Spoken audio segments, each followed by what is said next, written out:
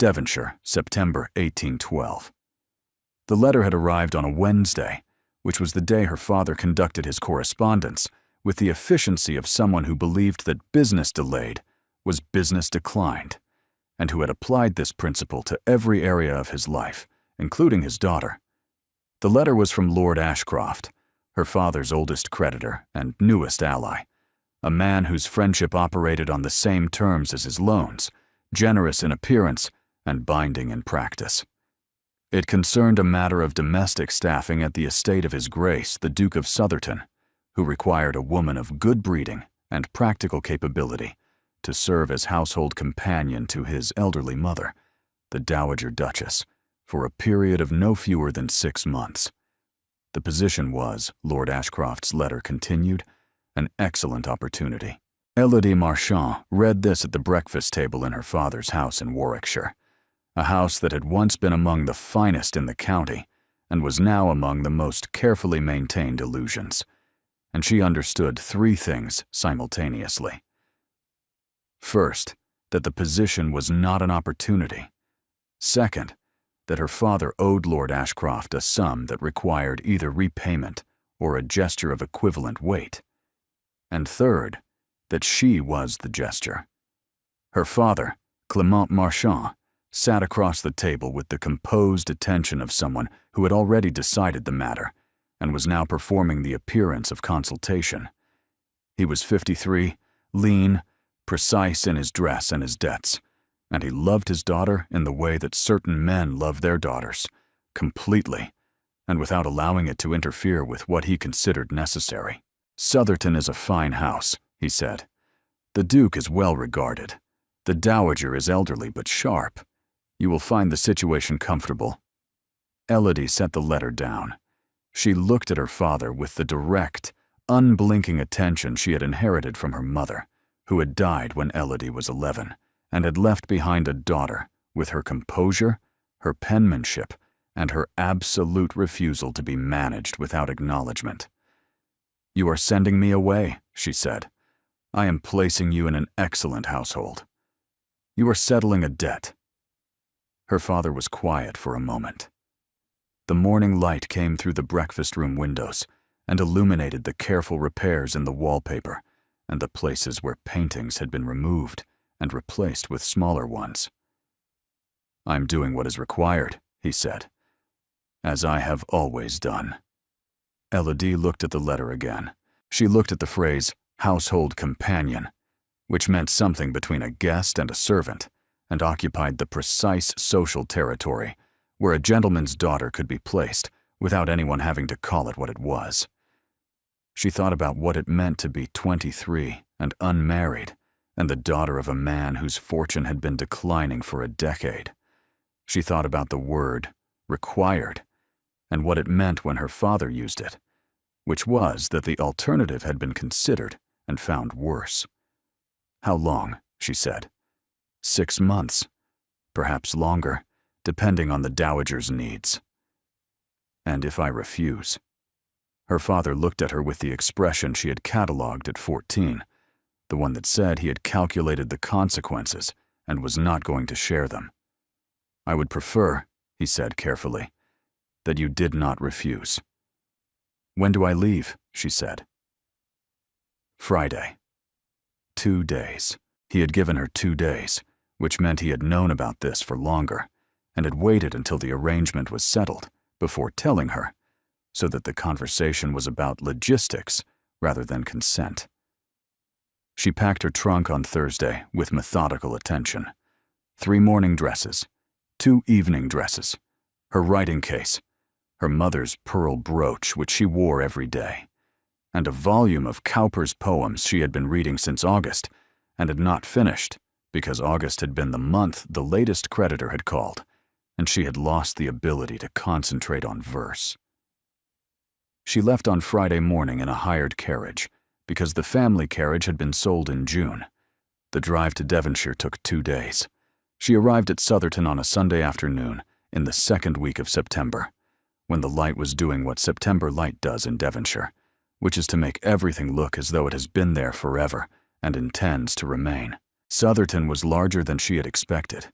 It sat in its grounds, with the settled authority of a house built by people who assumed their descendants would live in it for centuries and who had been correct. She was met at the door by Mrs. Calloway, the housekeeper, who assessed Elodie in the doorway with the quick, comprehensive attention of someone cataloging a new variable in an established system. "Miss Marchand, we have been expecting you. His Grace will receive you in the morning. I will show you to your rooms." Rooms. Plural. She had expected a room.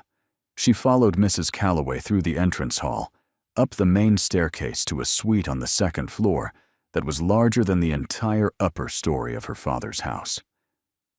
She stood in the sitting room and looked at the view of the south gardens and thought about a hired carriage and a packed trunk and a father who had called this an opportunity. She set her writing case on the desk and her mother's brooch on the dressing table and began the process of existing in a place that was not hers, for reasons that were not hers, with the composure of someone who had been adapting to circumstances she had not chosen since she was 11 years old. She did not unpack the Cowper. She was not in the mood for poetry. He received her at 10 the following morning in the study, a room that faced the morning sun and was furnished with spare, deliberate taste. The desk was large and orderly. The shelves held ledgers and estate records rather than decorative volumes. She noted this, as she noted all rooms, as evidence. The Duke of Southerton was 31. Lord Ashcroft's letter had said he was a man of serious temperament and excellent reputation. It had not said that he was tall and dark-haired and had the particular quality of stillness that belonged to people who had learned to keep themselves contained, not from nature, but from practice. He stood when she entered. He did not smile. "Miss Marchand, please sit." She sat. He sat. He looked at her across the desk with the flat, efficient attention of a person who had decided what he needed and was determining whether she matched the specification. "Lord Ashcroft has explained the arrangement," he said. "He has explained it to my father. My father has explained it to me." "Then you understand the position." "I understand the terms. Household companion to the Dowager Duchess. 6 months.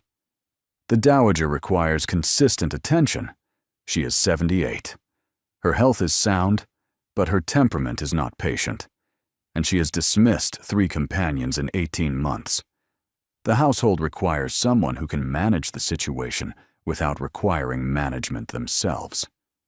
Elodie looked at the controlled way he delivered this information, as though he were describing the drainage requirements of a difficult field, rather than the care of his mother. "You are telling me that the position is difficult," she said. "I am telling you that the position has defeated 3 women who were considered capable. And you believe I will fare differently because Lord Ashcroft recommended me, or because my father's debt makes refusal inconvenient." The room was very quiet. The September morning laid itself across the desk between them. "Miss Marchand," he said, and his voice had acquired the edge of a man not accustomed to being read accurately by strangers. "Your father's arrangement with Lord Ashcroft is not my concern. My concern is the effective operation of this household. I require a companion for my mother who will be present, capable, and who will not attempt to impose herself beyond the boundaries of the position." He paused. "This is a household, not a salon. I need someone who understands the distinction and who will conduct herself within it." Elodie looked at him across the desk. She looked at the controlled stillness and the careful word choices, and the way he had said, "impose herself," as though it were a clinical term rather than a warning. And she understood that the 3 dismissed companions hadn't failed because they were incapable. They had failed because they had been people, with opinions and presence and the inconvenient quality of existing beyond the margins he had drawn for them. She understood something else, the controlled stillness, the insistence on boundaries and positions. This was not a man describing what he needed. This was a man describing what he could tolerate. And the distance between those two things was the distance created by something that had happened to him that she did not yet know. "You have been disappointed," she said. The stillness changed. It became a different kind of still, the kind that meant she had touched something he had not expected to be visible. "I beg your pardon. The 3 companions. You chose them, and they did not meet the requirements because the requirements were not really about capability. They were about control. And control is what people need when they have been in a situation where they did not have it." The study was silent except for the clock on the mantelpiece. "I do not know what happened to you," she said, "and it is not my business. But I want you to understand that I am here because my father's debts require it, not because I sought the position, and I will care for your mother with the attention she deserves, and I will conduct myself within whatever boundaries you set, and none of that means I have agreed to be invisible." He looked at her with something less managed, the look of someone who had just been told something true by a person he had expected to be manageable. 6 months, he said. "We will review the arrangement at the end of the period."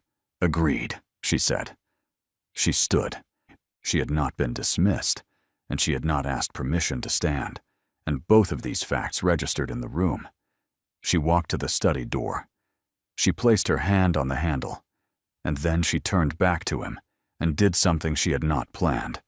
She looked at him directly, held his gaze for 2 full seconds, and then she inclined her head. Not a curtsy. Not a bow. A slow, deliberate inclination that acknowledged his rank and his authority over the household she was entering, and that simultaneously communicated, with a precision that required no words, that acknowledgement and submission were not the same thing.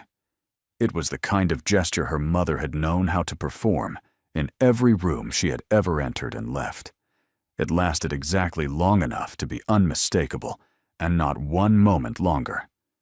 Then she opened the door and walked through it, and closed it behind her with the soft, definitive sound of concluded business. She stood in the corridor for 3 seconds. She breathed. She had shown him.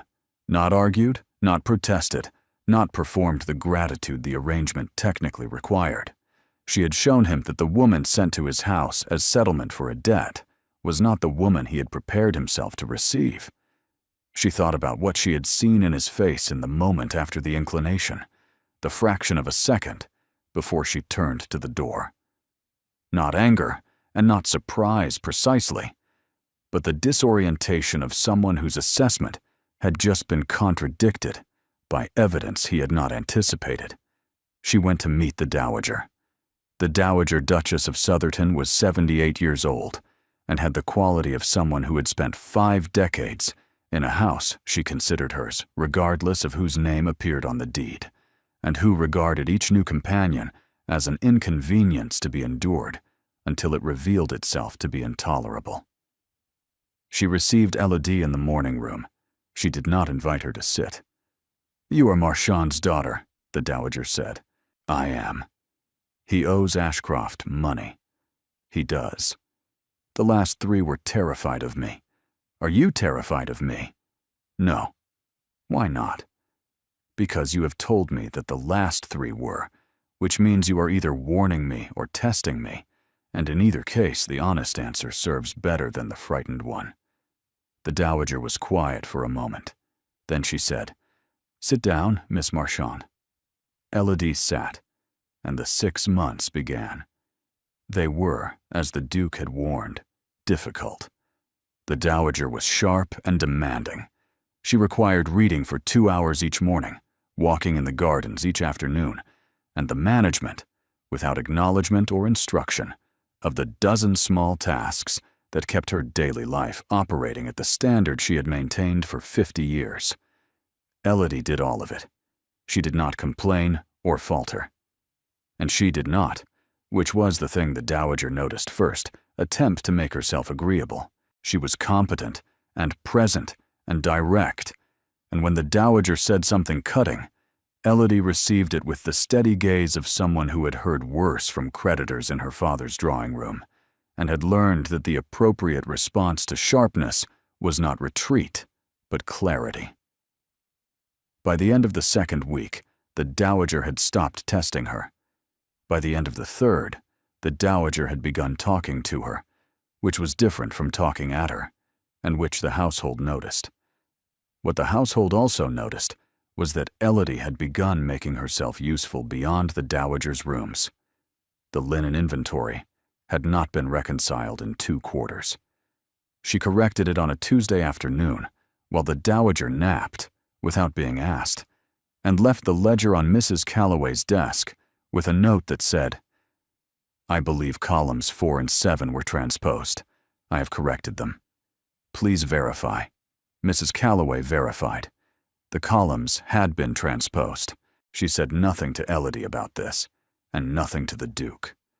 The silence in both directions was the particular silence of a housekeeper who was recalculating. This was Elodie's counter-move, though she would not have called it that. She thought in terms of competence, which was the thing she had, the thing her father's debts could not diminish, the thing that lived in her hands and her attention and her capacity to walk into a room and understand what it needed.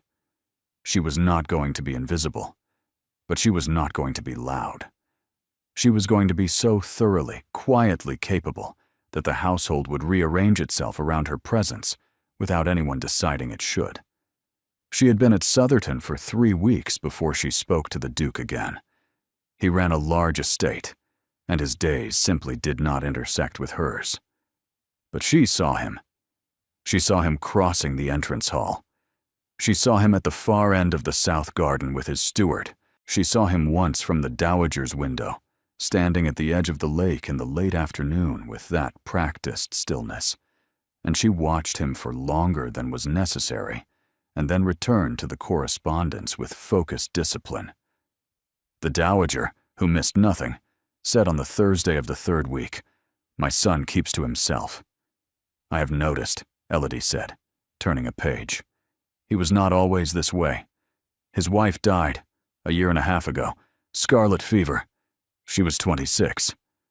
The room was quiet. The afternoon light fell across the dowager's folded hands. "I'm sorry," Elodie said. He loved her completely, and she died, and he has spent the time since converting the grief into order. The estate has never run better. The accounts have never been more precise. Every element of this household operates exactly as he has determined it should, because if everything is in its correct position, then nothing else can go wrong, and he can continue to function without having to feel anything that is not a number on a ledger. She looked at Elodie. The 3 companions. He did not dismiss them because they were incapable. He dismissed them because they had feelings at him. They saw a grieving man and attempted sympathy, and sympathy is the one thing he cannot tolerate, because tolerating it would require him to acknowledge what he is grieving, and he has decided that acknowledgement is inefficient. Elodie sat with this. She sat with how it rearranged everything she had understood about the study interview. "Thank you for telling me," she said. "I am telling you because you are the first companion who has not already guessed and begun performing consolation. You have been here 3 weeks, and you have not once looked at him with pity. I find this promising." The encounter she had been expecting came the following Monday. She was in the still room, sorting dried herbs into their correct jars, and discovering that the rose water had been stored next to the turpentine. She was on a step stool, reaching for a jar on the highest shelf, when the Duke appeared in the doorway. He stopped. She looked at him from approximately 3 inches above his eyeline, which was not the angle she would have chosen, but which had the unintended effect of reversing the physical dynamic of their first meeting entirely. "Miss Marchand," he said. "Your Grace." He looked at the relabeled jars and the sorted herbs, and the turpentine relocated to the opposite shelf. His expression underwent a sequence of adjustments she followed with interest. "You have reorganized the still room," he said. "I have corrected the still room. The rose water was stored beside the turpentine. 3 tincture bottles had no labels at all." She stepped down from the stool. She was back below his eye line, but something about the encounter had changed the register of the conversation. "I did not ask you to do this," he said. "No. Your position is companion to the Dowager." "My position is companion to the Dowager. The still room is not part of my position. I organized it because it needed organizing, and because it is not in my nature to walk past something that is wrong and leave it wrong." They held each other's gaze. The September light came through the small, high window and threw bright squares across the stone floor between them. "The linen inventory," he said. "Mrs. Calloway informed me that the ledger had been corrected. The handwriting was not hers. The columns were transposed. I corrected them." His gaze held hers for a moment that lasted longer than the information required. "You have been here 3 weeks," he said. "In 3 weeks, you have reorganized the still room, corrected the linen inventory, and made my mother speak in complete sentences at dinner for the first time in 6 months. Mrs. Calloway has begun leaving household matters on your desk that she has not left on anyone's desk since the previous housekeeper retired." "I told you this was a household," he said, "not a salon." "It is a household," she said. "I am treating it as one." His gaze was no longer the flat, efficient attention from the study. It had curiosity in it, and an edge of something else she was not going to name in a still room. He turned to leave. At the doorway, he stopped, without turning back. "The kitchen garden, the planting rotation. If you have opinions, Mrs. Calloway would value them." Then he left. And Elodie stood among the relabeled jars and thought about the fact that he could not bring himself to say, "I would value them," and had routed the sentence through his housekeeper instead. October brought rain to Devonshire, and with the rain came the problem that had been building since before Elodie's arrival. The east wing roof. 3 sections of lead flashing had failed, and water was coming through the ceiling of the long gallery, which contained the family portrait collection, approximately 9,000 pounds of painted canvas. Elodie heard it.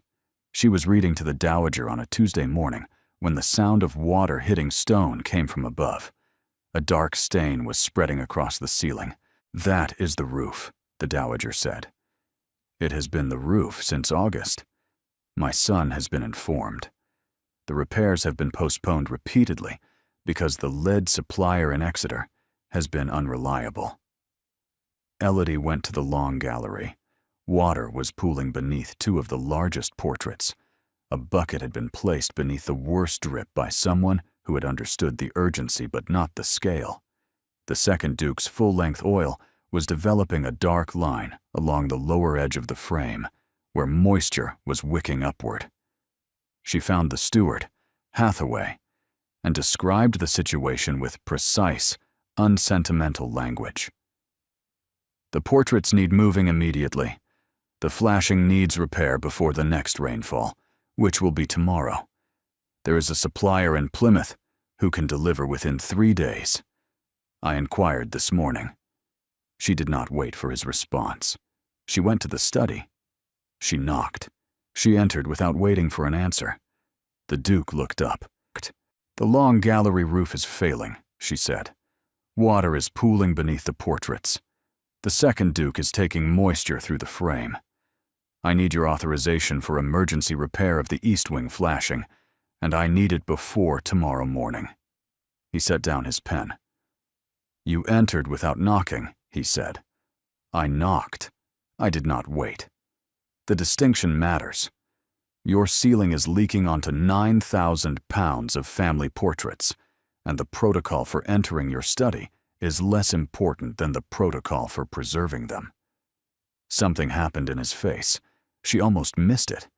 But she had been watching this face for a month, and what she saw was the corner of his mouth move in a direction that wasn't displeasure.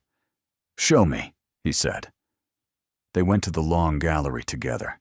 He looked at the water, the portraits, the ceiling stain spreading with the insistence of a problem that had been waiting for someone to take it seriously. "You inquired about a Plymouth supplier," he said. "I asked Mrs. Calloway who the alternatives were. She knew immediately, which tells you she has been waiting for someone to ask the right question. Authorize the Plymouth supplier," he said. "Mrs. Calloway will give you access to the household accounts for the expenditure." "Thank you," she said. "Miss Marchand, the next time you enter my study, you may continue to knock without waiting. The protocol is, as you observed, less important than the ceiling." She inclined her head. The same slow, deliberate inclination from the first morning, but different now. The first time it had said, "I acknowledge you, and I am not submitting." This time it said something closer to, "I see what you just did, and I am noting it." He saw the difference. She saw him see it. The gallery repair began that afternoon, and the portraits were saved. That evening she wrote in her journal, "He gave me access to the household accounts." She understood what it meant. The household accounts were not the province of a companion. They were the province of a wife or a housekeeper, or someone whose position had moved beyond the boundaries he had drawn on her first morning. She had crossed a line, and instead of redrawing it, he had moved it. The Southerton Harvest Supper was held in the last week of October, a tradition that predated the current Duke by 3 generations. 30 guests, the full county. The long dining room opened for the first time since the previous Duchess's funeral. Elodie had not expected to attend. She was a companion, but the Dowager disabused her of this on the Monday before. "You will attend. You will sit at my right. You will wear something that is not brown." "I have a green silk," Elodie said. "You will wear the green silk, and my son will place you at the table because I have told him to, and because he has not argued, which tells you everything about how the household accounting has shifted in the 6 weeks you have been here." Elodie wore the green silk. She wore her mother's pearl brooch at the collar. She came down the main staircase with the composed stride of someone who understood that the quality of an entrance was determined not by what you wore, but by whether you believed you had a right to be there. The Duke was receiving the early arrivals. He looked up when she appeared. He looked at the green silk and the pearl brooch and the stride, and something crossed his expression that was too quick for the room to catch, but not too quick for her. What she saw was recognition, not of the dress, of her. The dinner proceeded with the efficiency of long practice. Elodie talked with Sir Arthur Hadley, the county magistrate, about the roads, and with Mrs. Trevelyan about the autumn preserving. She was aware of the Duke at the head of the table, and aware that his attention was directed toward her end, with a frequency that was consistent. The difficulty came between the second and third courses, and it came from Lady Varnum. Lady Varnum was the wife of Sir Edmund Varnum, whose estate bordered Southerton to the north. She had been a close friend of the late Duchess, and had spent the time since the funeral maintaining the late Duchess's memory with the devotion of someone who preferred the dead version of a friendship to the complicated work of forming a new one. She had been watching Elodie all evening. "Miss Marchand," Lady Varnum said, in a voice pitched to carry exactly as far as she wanted. "How are you finding Southerton? It must be quite a change from Warwickshire." "It is a beautiful house. I am very comfortable. And so useful, having a companion for the Dowager. Such a practical arrangement." The pause had the quality of something rehearsed. "I understand your father is in trade. Manchester, is it? Textiles, originally. How enterprising. And the position here, the companionship, was that arranged through Lord Ashcroft? I seem to recall hearing that there was an arrangement." The word arrangement did the work she had designed it to do. In this room, spoken by this woman, with the emphasis she placed on it, it meant, "I know why you are here. I know about the debt. I know you are not a guest, but a transaction, and I want the table to know it too." Elodie looked at Lady Varnum and felt the attention of 20 people waiting to see whether she would retreat or respond. She was drawing breath to respond when the Duke spoke. "Miss Marchand," the Duke said, in a voice she had not heard before.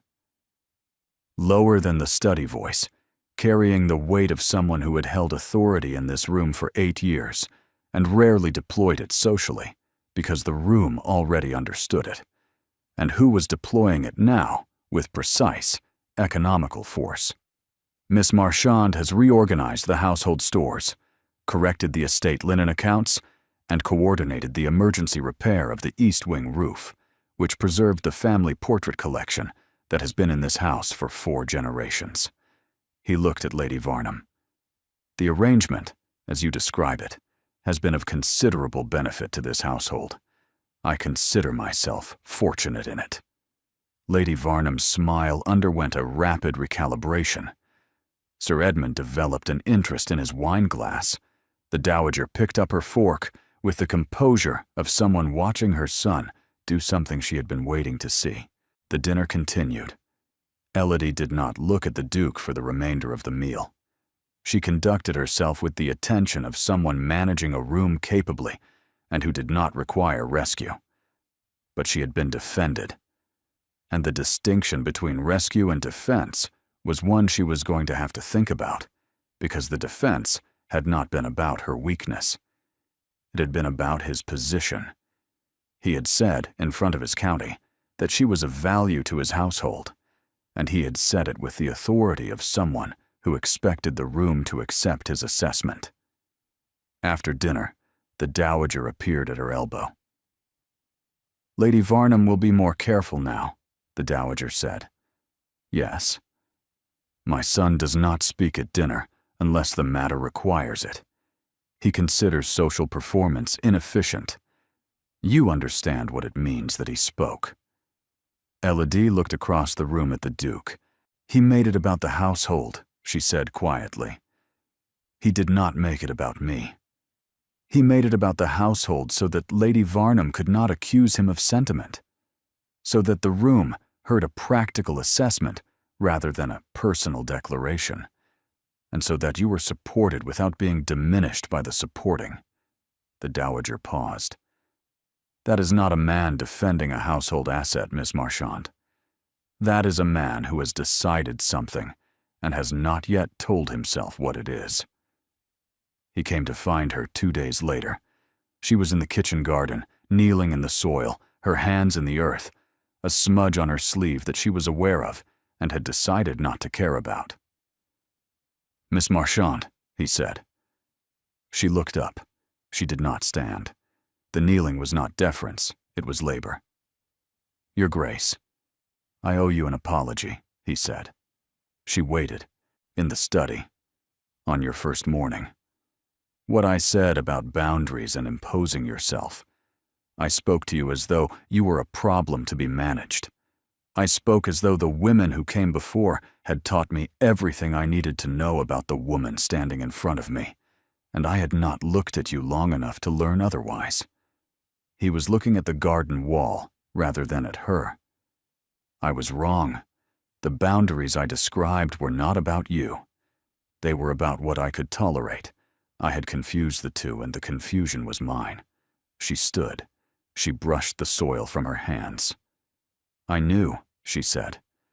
"In the study, on the first morning. I knew the boundaries were not about me. I did not know why, not then. Your mother told me about your wife in the 3rd week." Something moved in his face. Not surprise. Something closer to relief. The relief of someone who has been carrying a weight privately and has just learned that another person was aware of it. "I am not a replacement for her," Elodie said. "I am not a correction for her absence." "I know," he said. "Do you?" "I have known it since the still room, since you stood on that step stool and told me the rose water was stored next to the turpentine, and looked at me as though the turpentine were the most important thing in the world, and neither of us found it strange. She looked at the garden around them, the rows she had planted, the herbs she had relocated, the evidence of weeks of quiet, deliberate work done in soil that was not hers, on an estate that was not hers, for reasons that were not hers. And she made a decision. She gestured toward the path that led to the south lawn. "Walk with me," she said. It was not an invitation a companion issued to a duke. It was not within the boundaries he had drawn, or the ones she had been observing. She crossed the line deliberately, and she watched him decide whether to follow her across it. He followed. They walked the south path in the October afternoon, the lake flat and gray, the trees turning toward November. Neither spoke for the first 100 yards, which was the distance it took for the formality to settle into something that was simply two people walking beside each other in a silence that had more in it than most conversations. "The harvest supper," she said. "What you said to Lady Varnum. It was accurate. It was also more than accurate. You did not need to say it." He walked 3 steps before he answered. "No, I did not need to say it." "Why did you?" He looked at the lake. He looked at the flat gray surface that reflected the October sky and the trees and nothing of what was underneath. "Because she was wrong about you," he said. "And I was the person in that room who knew it most completely and was most obligated to say so." He paused.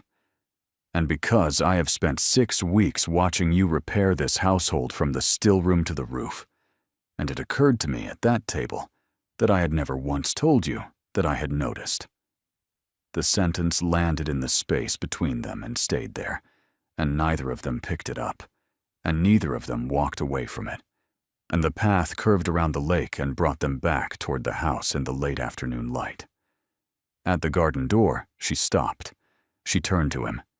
She performed the inclination. The third one, slower than the first, more deliberate than the second. She held it for a beat longer, and when she raised her head, she met his eyes, and the inclination said, "I see you. Not the Duke, not the widower. You." He received it. She saw the recognition, the understanding that the gesture he had now seen 3 times was not the same gesture repeated, but a language being developed between them, and that each iteration carried more than the last. "Good evening, Your Grace," she said. "Good evening, Miss Marchand," he said, and his voice had something in it that had not been there in the study on the first morning, something that was going to cost them both considerably before it was finished. November at Southerton had the quality of a house settling into itself, the fires lit, the curtains drawn early, the intimacy of a large estate in winter when the world contracts to the distance between the fireplace and the window. The dowager had taken to keeping Elodie later into the evenings, partly because the cold made her joints ache, and partly because she was conducting an observation with patience. "He reads in the library until midnight," the dowager said on a Wednesday evening. "He has done this since Catherine died. Reading is thinking, and thinking is what he does instead of feeling, and midnight is the hour when the choice between the two becomes unavoidable." "You are telling me this for a reason," Elodie said. "I am telling you this because the library is warm, and the books are good, and because a woman who has reorganized everything in this house, except the library, is, I suspect, running out of rooms to avoid." She went to the library at 9. The door was open. The fire was lit. He was in the chair by the window, with a volume she could not identify from the doorway. She knocked on the open door. He looked up. "May I?" she said. He closed his book. "Of course," he said, and the 2 words carried more weight than any sentence he had spoken to her, because "of course" meant her presence was not being permitted, but recognized as appropriate. She sat in the chair across from his. She had brought the cowper. They read in each other's company, and nothing happened, and everything happened, because the nothing that happened was two people who had been circling the same truth for weeks, deciding, without discussion, to occupy the same room without pretense. They did this for 4 evenings. On the 5th, he spoke. "You have not turned a page in 20 minutes. She looked up. "Neither have you." He set his book down. He looked at the fire. "Catherine," he said. The name arrived in the library with the weight of a word that had not been spoken in this room for over a year. She was not what people assume. She was not gentle or quiet. She was sharp and difficult, and she argued with me about everything, and she was right about most of it, and I loved her for the arguing more than for anything else, because the arguing meant she saw me clearly enough to disagree, and being seen clearly is not something that happens to dukes. He paused. When she died, I lost the person who argued with me, and I replaced her with order, with boundaries and positions and efficient operation, and it worked. And then you arrived, and you have spent weeks arguing with my household in exactly the way she argued with me, and I have been trying to determine whether this is unbearable or essential, and I have concluded that it is both. Elodie set her book down. "I need to tell you something," she said. "My father sent me here as payment for a debt. You know this. What you do not know is that I agreed to come not because I had no choice, but because I had spent 2 years watching my father's house contract around me, and I was disappearing inside it. I was becoming the woman who managed the decline, and when the letter came, I was angry and humiliated, and also, and this is the thing I have not admitted to anyone, relieved. Because being needed for my competence was better than being needed for my compliance, and I would rather be sent somewhere as a punishment than stay somewhere as a ghost. You are not a punishment, he said. His voice had dropped below any register she had catalogued into something that was simply a man saying a true thing. And you are not a function, she said. You are not the efficient operation of a household. You are a man who loved someone and lost her and built a system to survive it. And I am standing in the place where it stopped working. And I did not ask to be here, but I am here. And I am not going to pretend that being here has not changed everything. He stood. He crossed the distance between the two chairs, which was 4 feet of library carpet, and weeks of boundary, and 3 inclinations of her head, and 1 harvest supper, and 1 apology in a kitchen garden. "The 6 months," he said. She looked up at him. She did not stand. Whatever this was, it was going to begin with her sitting in his library, in his chair, with her book in her lap. "What about the 6 months?" she said. "I do not want you to leave at the end of them." The sentence was the most unmanaged thing the Duke of Southerton had said in over a year, and they both knew it. She closed her book. She placed it on the side table. She stood, and the standing was her choice, and the timing was her choice, and every element of this moment was something she had decided rather than something that had happened to her. "Then ask me to stay," she said. "Not as a companion, not as an arrangement. Ask me as yourself." "Stay," he said. "Elodie, stay." Her name. Not Miss Marchant. Her name in his voice in his library. She did not incline her head. The gesture was absent, deliberately, completely, and the absence said everything the presence had been building toward. She reached up and placed her hand flat against his chest, over his heart, the same deliberate precision she brought to labels on tincture bottles and rows in a kitchen garden, and every true thing she had ever decided. "I will stay," she said, "because I need someone who sees that arguing as how I love things, and you are the first person who has understood that since my mother died."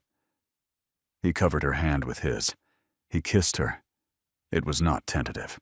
It had the honesty of someone who had spent weeks revising every assessment he had made.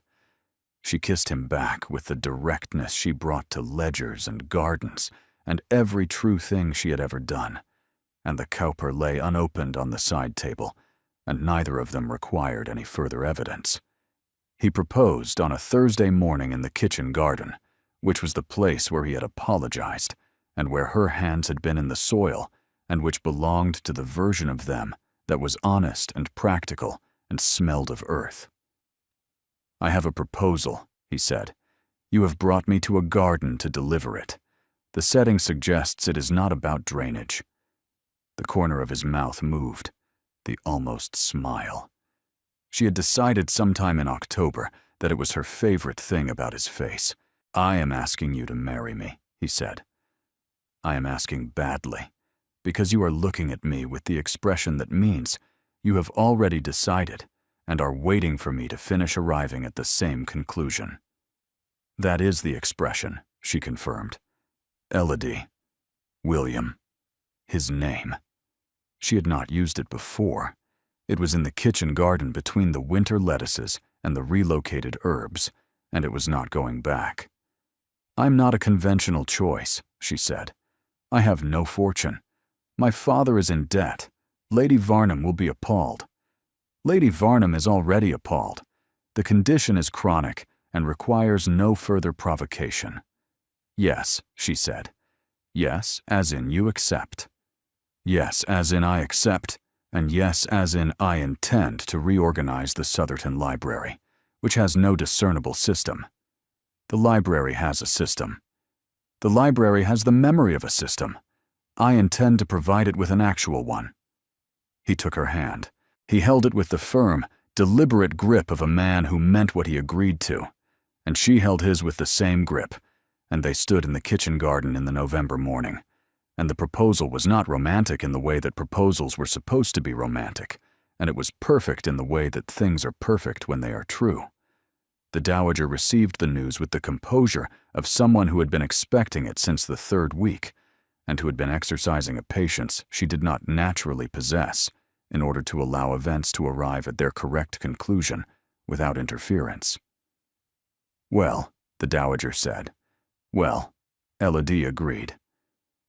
"He proposed to his first wife in the ballroom," the dowager said. "He proposed to you in a vegetable garden. I find this a significant improvement." She looked at Elodie with the knowing attention that had not softened in 78 years and wasn't going to soften now. "He has been happy for approximately 3 days. He shows it almost invisibly. But I have been reading that face for 31 years, and the invisible thing is happiness. And I have not seen it since before Catherine. And I am telling you this not because you need to hear it, but because I want it said aloud in a room, so that it is real." She paused. "Write to your father. Tell him the debt is settled in a way he did not anticipate and doesn't deserve. And tell him that his daughter is going to be a duchess, which is not a reward for his financial mismanagement, but is, I suspect, the only good thing to come of it." Elodie wrote to her father that evening. The letter took one draft, which was unusual, because letters to her father generally required multiple attempts to achieve the balance between honesty and restraint that their relationship demanded. This letter required only one draft because she was not writing with restraint, and the woman sitting at the desk in the Southerton suite was not the woman who had arrived in September, and the difference was not something she could compress into diplomacy. Her father's reply arrived 4 days later. It was brief. It said, "I sent you as payment. You have returned as interest. The rate is better than I deserve. Your father." She read it twice. She put it in the desk drawer. She went to find William, because she wanted to show it to someone who would understand why it was both the worst and the best thing her father had ever written. The engagement was announced at the Christmas dinner at Southerton. 35 guests, the full county, the silver and the candelabra, and Mrs. Calloway's personal supervision. Elodie was seated at the Duke's right, which was where a future duchess belonged, and which said everything that needed saying to every person in the room without requiring a single word. She wore the green silk. She wore her mother's pearl brooch. She walked into the dining room on William's arm, and the room received her with the attention of a county that had been following this story since September and had been waiting, with the invested patience of people who lived in close proximity and noticed everything, for the conclusion they had suspected was coming. Sir Arthur congratulated them with genuine warmth. Mrs. Trevelyan congratulated them with tears, because she had been the first person outside the household to notice how the Duke looked at Miss Marchand during the harvest supper, and she had told her husband, and he had said she saw things that were not there, and she was now vindicated, which made the tears as much about marital satisfaction as romantic joy. Lady Varnum congratulated them with the grace of someone who had determined that graciousness was the only viable position. She said the correct things. She said them to William first, and then to Elodie, and when she met Elodie's eyes, the exchange lasted 3 seconds and contained the complete renegotiation of a relationship that Lady Varnum had entered as a judge and was exiting as an equal, and neither of them needed to acknowledge it aloud for it to be permanently understood. The Dowager caught Elodie's eye across the table during the second course, and the look she gave her was not the sharp, assessing one from the first morning, and not the knowing one from the weeks that followed, but something simpler and rarer, which was the look of someone who was pleased and who did not find the occasion for that expression often enough to waste it on understatement. "You are doing well," Elodie said to William quietly during a pause. "I am always doing well." "You are always doing adequately. Tonight, you are doing well. The distinction is visible." His eyes met hers, the almost smile becoming the real one. "You are going to spend the rest of our marriage noting the distinction between adequate and well. I'm going to spend the rest of our marriage ensuring that you understand the difference, which will require considerable attention and very little patience. You have attention. You have never had patience. I have patience for things that deserve it. You deserve it. Barely." They were married in January, which was not the conventional month for a wedding in Devonshire, but which was the month that made sense because neither of them was interested in waiting for spring, and because January had a quality of stripped-back honesty that suited them both. She wore dark green. William had not been surprised. The Dowager had not been surprised. Her father had simply nodded. Her father came from Warwickshire the day before in a hired carriage, because the family carriage was still sold. "Is he good enough for you?" her father said. She gave it the honest consideration it deserved. "He's becoming good enough," she said, which is the best version of the answer, because it means the work is ongoing and the direction is correct. Her father nodded. "Your mother would have liked him." "My mother would have corrected him, frequently and with precision. The resemblance has been noted." Her father laughed. It was the first full laugh she had heard from him in 2 years. The county attended. Sir Arthur, the Trevelyans, Mrs. Calloway in the back row, Lady Varnum in the second row, in a hat slightly too elaborate for a January wedding, that said, through the language of millinery, that she had accepted the situation and intended to be noticed accepting it. The Dowager sat in the front row. She did not weep. She watched her son with the clear attention of someone who had been waiting for the system he had built to break, and who was now watching it be replaced by something less orderly and infinitely more alive. Elodie walked down the aisle on her father's arm. She looked at William, and he looked at her, and his face had nothing of the study in it, nothing of the first morning. It was the undefended expression from the library, the one that said he had revised every assessment and arrived at a conclusion that wasn't a conclusion at all, but a beginning. She reached the front. She stood beside him. He took her hand. She did not incline her head. The gesture that had defined every encounter between them, the slow, deliberate acknowledgement that had said, in sequence. I see you, and I am not submitting. Then, I am noting what you did. Then, I see you, not the Duke, you. And then had been deliberately absent in the library when its absence said, I am no longer performing for you. Was absent now for the final time. And the absence was the completion. She did not need the gesture. She was past the inclination. She had arrived at the place where it was no longer necessary, because everything it had ever said was now simply true, present, and permanent, woven into the way she stood beside him, and the way he held her hand, and the way the January light fell across both of them equally. They were married. The vicar read the service. The dowager watched with satisfied eyes. Lady Varnum behaved impeccably. Mrs. Calloway wept. William found her in the East Garden in the late afternoon, when the January light was doing its final honest work. The roses are in the wrong beds, she said. I know. And the library begins tomorrow. I expected nothing less. And the rotation schedule needs revising. His eyes found hers. Elodie. William, you were sent here as a punishment. I was. And within a month, I was begging you to stay. You were not begging. You were revising a position. There is a distinction. The distinction is that begging would have been easier. Revising required admitting I was wrong, which is considerably more expensive. She leaned into him, slightly, the smallest shift of weight, and he received it.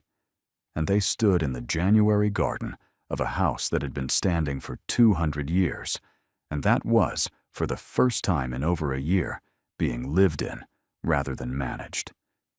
She thought about the inclination, the first one in the study doorway, the second in the long gallery after the roof, the third at the garden door after the walk around the lake, the absence of it in the library, the absence of it in the church.